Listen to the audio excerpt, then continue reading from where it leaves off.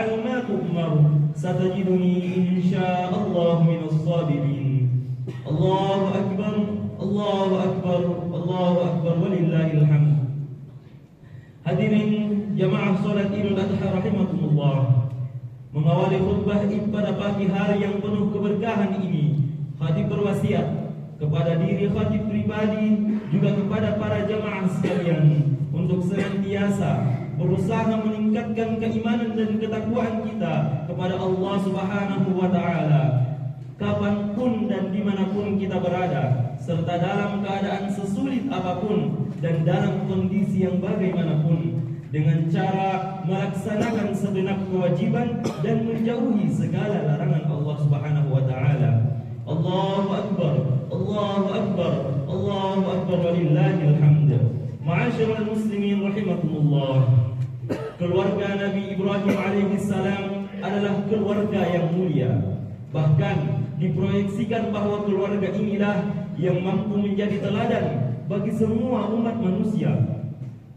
Makanya di dalam setiap sholat kita, di setiap tahiyat kita, selalu bersolawat mendoakan kemuliaan atas Nabi Muhammad sallallahu alaihi wasallam dan keluarganya.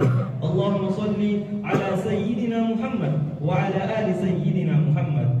Kemudian disambung dengan menyebutkan kedudukan mulia Nabi Ibrahim alaihi salam, bahwa Allah Subhanahu wa taala telah memberikan derajat kemuliaan kepada keluarga Nabi Ibrahim alaihi salam. Kama shallaita ala sayyidina Ibrahim wa ala ali sayyidina Ibrahim. Allah Subhanahu wa taala memberikan kemuliaan bagi keluarga ini sebab kesolehan yang dimiliki setiap individunya. Sang ayah yaitu Ibrahim serta istri dan kedua putranya semuanya adalah hamba-hamba yang soleh. Soleh artinya memenuhi hak Allah dan hak sesama hamba. Kesolehan tidak akan dicapai kecuali dengan ilmu dan amal. Tanpa ilmu, seseorang tidak akan mampu beramal dengan benar sesuai tuntunan syariat.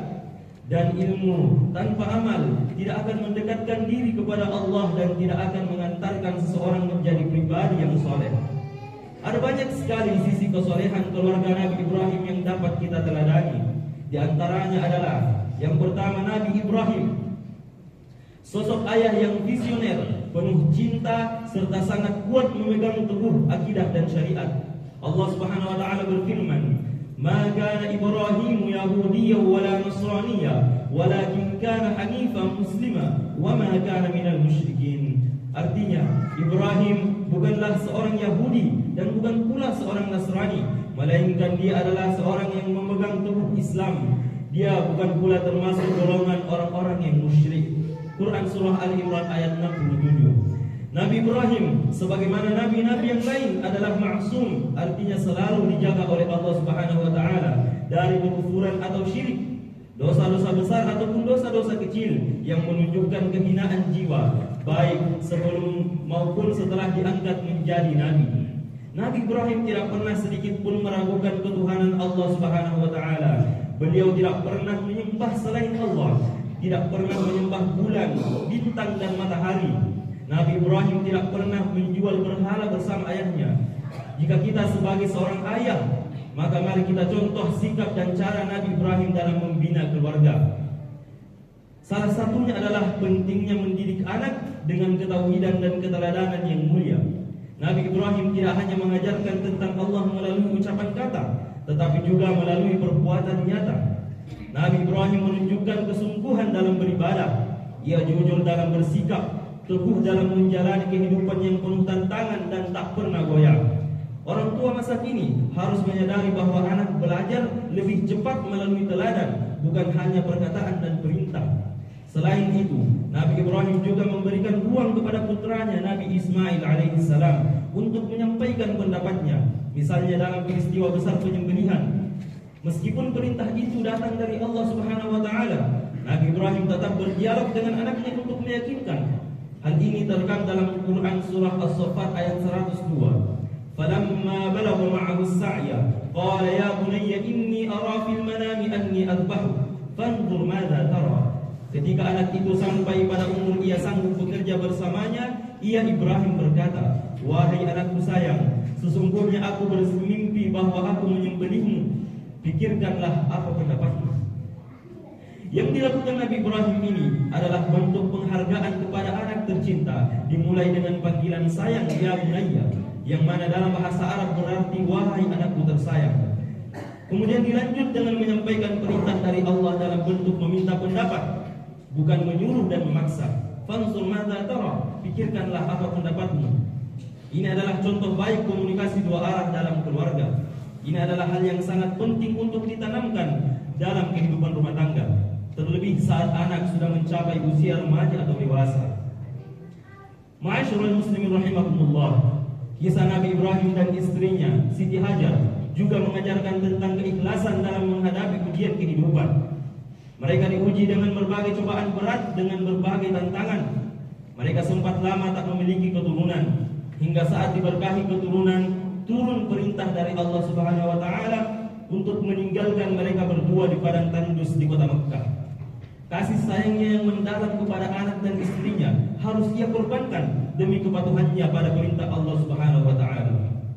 Dari kisah ini pula lah kita dapat meneladani Siti Hajar dalam perannya sebagai istri yang tangguh dan penuh keikhlasan. Saat Nabi Ibrahim alaihissalam berjalan meninggalkan Siti Hajar di lembah dekat Bukit Safa dan Marwah, dalam kebingungannya Siti Hajar bertanya kepada Nabi Ibrahim alaihissalam, "Mengapa engkau meninggalkan kami di tempat yang tandus ini?" Sampai 3 kali melontarkan pertanyaan yang sama dan tak kunjung diberikan jawaban. Siti Hajar dengan cerdas mengubah model pertanyaannya. "Apakah ini perintah dari Allah?" Barulah Nabi Ibrahim menjawab, "Iya." Siti Hajar dengan keikhlasan dan keteguhan hatinya membalas, "Kalau begitu, Allah tidak akan menelantarkan kami." Dari perjuangan beliau ini, kepatuhan terhadap perintah suami yang bersumber dari perintah Allah ini, maka lahirlah air Zam-Zam, air yang menjadi berkah dan tak ada habisnya hingga hari ini. Siti Hajar sebagai seorang ibu pun memberikan teladan berharga bagi kita. Ia adalah teladan perempuan yang kuat, sabar dan penuh keyakinan pada pertolongan Allah Subhanahu wa taala. Saat ditinggalkan di padang pasir bersama bayi kecilnya, ia tidak mengeluh dan diam saja. Ketika mengetahui bahwa itu adalah perintah Allah yang Maha Kuasa, ia yakin bahwa Allah tidak akan menyia-nyiakannya. Dengan perjuangan yang diabadikan dalam ibadah haji dan umrah, yakni sa'i, berlari-lari dari Bukit Safa dan Marwah, kita belajar bahwa seorang ibu harus memiliki ketegaran baja dan keyakinan dalam menjalani peran mendidik anak meski dalam keadaan yang sulit menerpa. Ma'asyiral muslimin rahimakumullah, tak kalah hebatnya Nabi Ismail alaihissalam memainkan perannya sebagai seorang anak yang soleh lagi berbakti kepada kedua orang tuanya. Bagi anak-anak yang merupakan generasi penerus di masa yang akan datang, kisah perjuangan keluarga Nabi Ibrahim ini menyimpan pesan yang penting dan cemerlang. Nabi Ismail menunjukkan keteladanan luar biasa dalam hal ketaatan kepada orang tua sebagai simbol rasa sayang. Selama perintah itu sejalan dengan kehendak Allah, Nabi Ismail tidak akan pernah menentang. Ketika Nabi Ibrahim menyampaikan perintah Allah untuk menyembelihnya, Nabi Ismail tidak membangkang. Ia justru menunjukkan sikap tunduk dan berkata dengan tenang, "Qala ya abati if'al ma tu'mar, satajiduni insyaallah minas sabirin." Dia Ismail menjawab, "Wahai ayahku tersayang, lakukanlah apa yang diperintahkan Allah kepadamu. Insyaallah engkau akan mendapatiku termasuk orang-orang yang sabar." Dengan jawaban tanpa keraguan, Nabi Ismail memberikan teladan kepada setiap anak untuk taat kepada orang tua dalam cinta dan kebaikan. Ketaatan pada orang tua adalah bagian dari bentuk pengabdian kepada Allah Subhanahu wa taala yang Maha menentukan. Dan ingat, kemurkaan orang tua juga merupakan murka Tuhan. Rasulullah sallallahu alaihi wasallam mengingatkan, "Ridallahi fi ridal walidain wa sukhtillahi fi sukhtil walidain." Ridha Allah ada pada ridha kedua orang tua dan murka Allah ada pada murka kedua orang tua.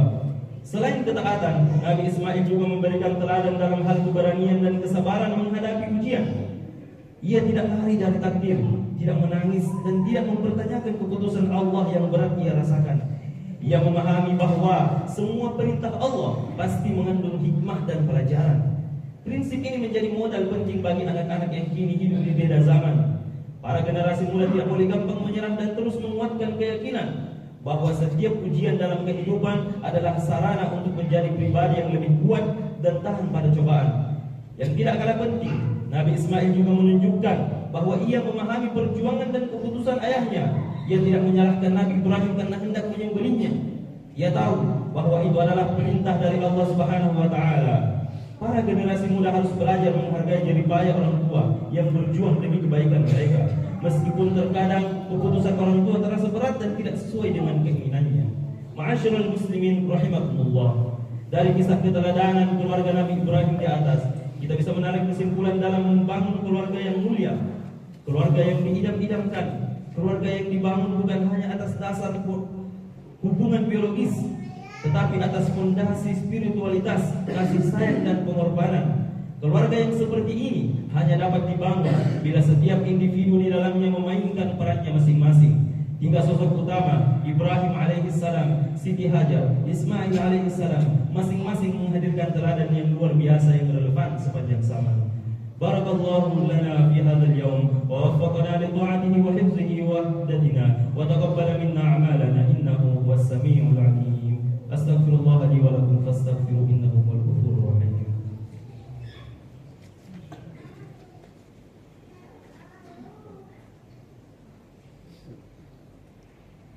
Allahu akbar, Allahu akbar, Allahu akbar.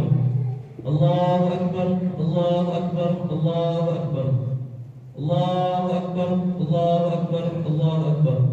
La ilaha illallah wallahu akbar. Allahu akbar walillahil hamd. Allahu akbar kabira walhamdulillahi katsira wa subhanallahi bukratan wa asila.